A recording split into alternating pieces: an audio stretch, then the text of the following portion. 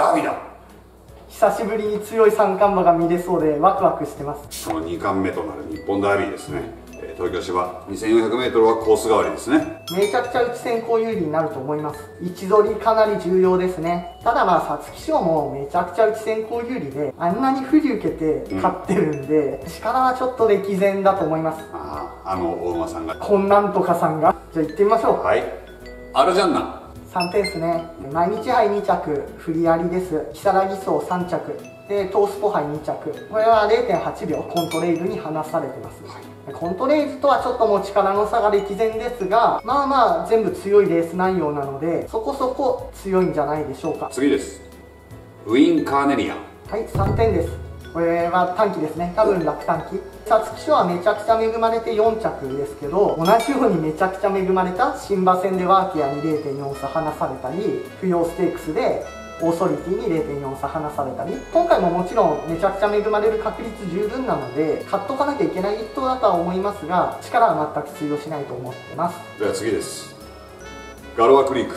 はい、4点です。スプリングステークスの内容がベルトライ前提より強いと。で、皐月賞3着も大振りなので、カリオス逆転の可能性は十分ありますね。2番目に強いと思っていて、倍率30倍がちょっと美味しいかなと思います。次です。キメラベリテ。はい、3点です。皐月賞はちょっとね、無理逃げをかましてしまいました。で、2番手にいたウィン・カーネリアンがめちゃくちゃ恵まれた形になって、この馬だけちょっと無理だったのかなと思います。ただまあ、若葉ステークス2着と、短期逃げ取ればまあまあのメンバーだったら上位取れるなと思うので、馬券内に入れるなと思うので、内先行有利を最大限に活かせる馬場だったら十分馬券圏内は考えられるって感じですね。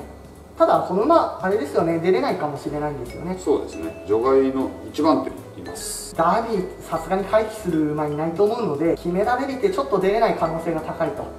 では次です。コルテジア。はい、3点です。如月賞1着でアルジャンナと互角か、アルジャンナよりちょっと弱いかなっていう感じです。ただ皐月賞7着で結構強い馬の部類だと思うんですよ。だから先行して今回展開に恵まれれば十分あるのかなと思ってます。では次です。いきたいと思います。コントレイル。はい、5点です。ごめんなさい。この馬めちゃくちゃ強いんですよ。ホープフルステークスもずっと入れ込んでて1着取りましたし、で皐月賞なんかはもう1コーナーで前の馬とぶつかったかなんかして、すごいガクッと位置を下げて大振りですね。それでいて内先行有利の馬場で大外ぶん回して、それで勝っちゃうんですから、ちょっと別格なんですよ。レース内容がもう別格なんで、普通に考えたらもうダントツ1番人気当たり前だと思いますし、普通に勝つ確率はダントツに高いと思います。で、僕としても久々に強い三冠馬が見たい。なんでめちゃくちゃ応援してますね。この馬をね、凱旋門賞挑戦してほしいですね、ほんと。めちゃくちゃ強いですよ、はっきり言って。めちゃくちゃ強いです。はい。まあちょっとこの世代がね、他の世代と比べてどんぐらい強いかっていうのは今わからないですけど、少なくとももうこの世代だったらダントツですね。なんで今年はデアリングタクトもめちゃくちゃ強いレースしてるから、もう牝馬牡馬揃って三冠馬出るかもしれなくて、でそんなのね、僕が生きてる間に初めてですから、めちゃくちゃ楽しみなんですよね。だからコントレールはもうものすごい応援してます。ただやっぱり競馬なんで半分ぐらいの確率で負けるとは思うんですよ。ホープフルの走りだったらこのメンバーだとちょっと厳しいですね。なのでまあ入れ込まないで馬場に合った後ろすぎなかったりとか、普通のまともなレースをしてればこの馬が勝つと思うので、ダービーはあっさり抜けてほしいです。ただ馬券は買っちゃダメです。でも福永騎手には三冠取ってほしい。欲しいですね。まあダントツで勝つ確率が高い馬だと思います。以上、前頭解説以上ダービーの前頭解説をお届けしました。いや、まだまだまだ。はい、では次です。里のインプレッサー2点です。はい。毎日杯1着で、これはハイペースだったんでアルジャンナとあんまり力は変わらないのかなと思います。で NHK マイル13着ですが、これはまあ展開不利ですね。戦績だけ見るとなんで出んのかなっていうね、ローテーションもきついし。では次です。里のフラッグ。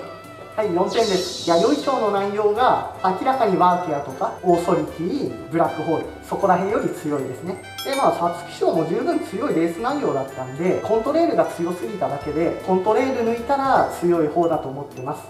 やっぱり人気も3番人気なんですね。妥当です。では次いきたいと思います。サリオス。はい、4点です。展開恵まれそうですね。朝日杯の1600でも超ハイペースでも前目取れるスピードすごい速い馬ですし、で皐月賞の内容も展開に恵まれてたとはいえやっぱり3着以下離していたので強い内容です。ただ人気すぎるかなっていうところはありますね。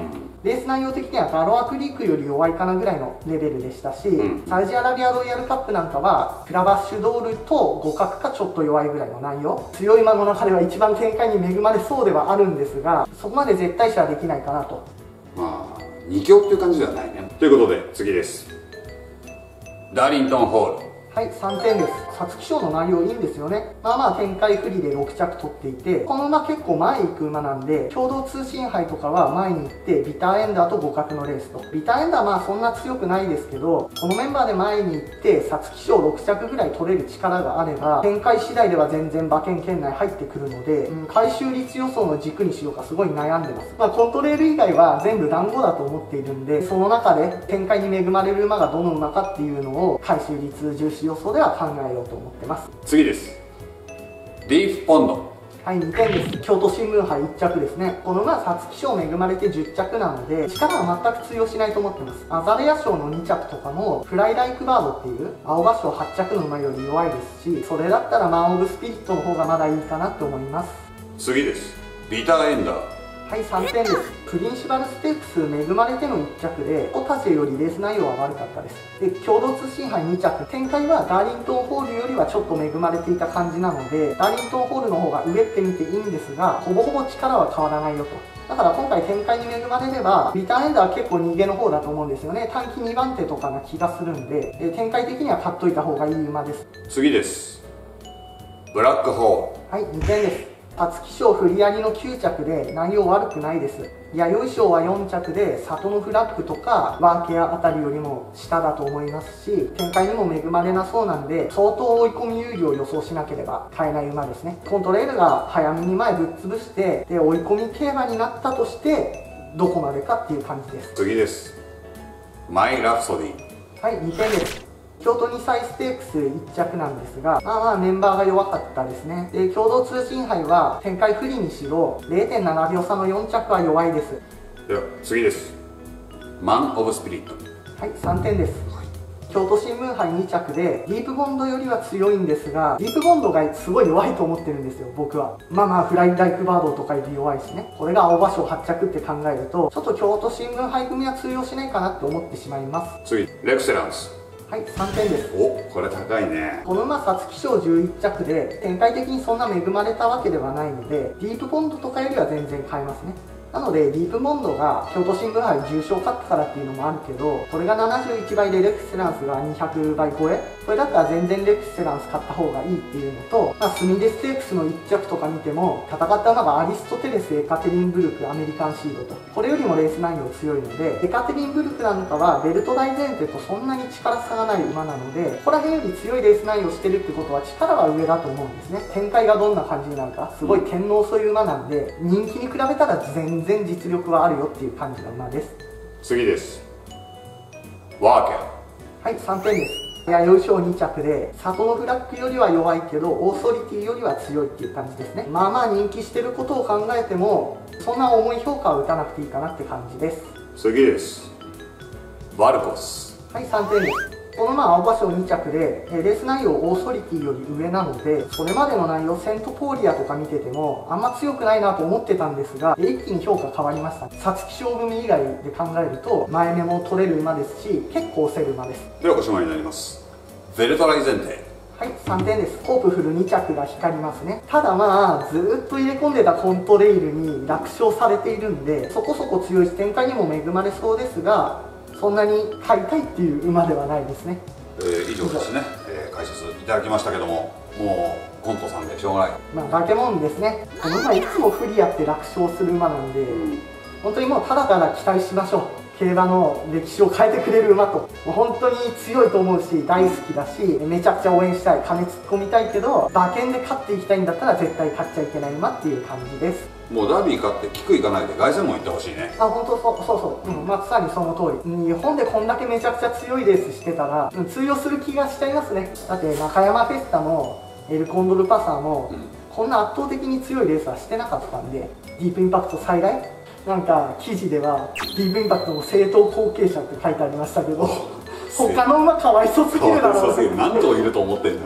あれですよね、この馬で3冠取ったらジェンティルドンナと合わせてディープの子供は牝馬でも牡馬でも3冠馬出したっていう。そうだ。ああ、本当期待してます。ワクワクしてしょうがないです。でも歴史をガラッと変えたいんだったらやっぱ凱旋門行ってほしいね。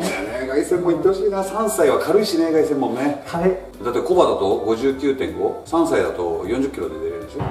まあ、とにかく3歳は有利なんで、この馬は本当歴史を変えてほしい。めっちゃ応援しましょう皆さん。では競馬場でお会いしましょう。無観客です。無観客です。はい、以上ですね、2020年日本ダービーの全頭解説をお届けいたしました。はい、高評価チャンネル登録よろしくお願いします。